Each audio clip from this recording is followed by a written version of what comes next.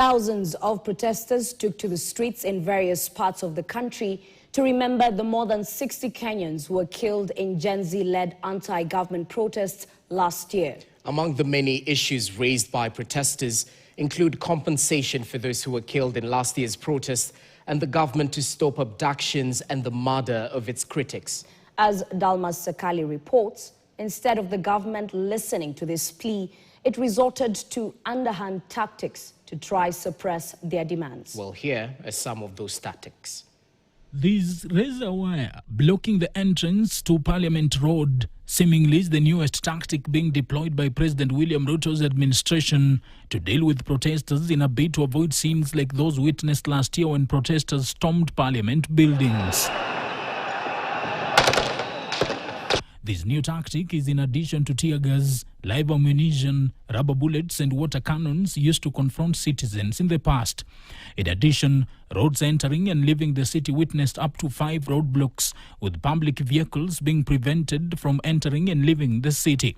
But even these couldn't stop the swelling numbers. Then around noon, a new block was launched. The Communications Authority agreed to play a political tune and ordered radio and television stations to stop broadcasting the protests live.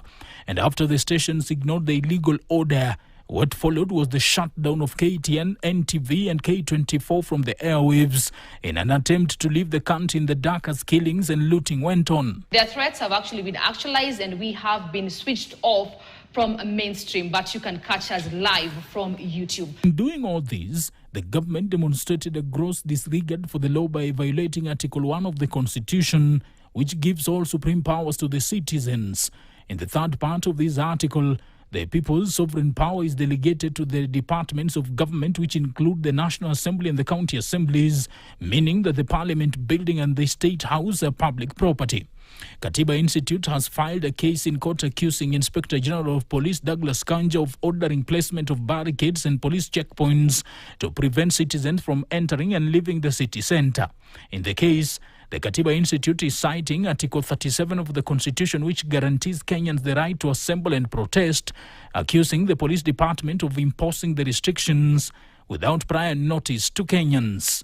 All these as the government, through Interior Cabinet Secretary Kipchumba Murkomen, are commending police for a good job done. Sakali Dalmas, KTN.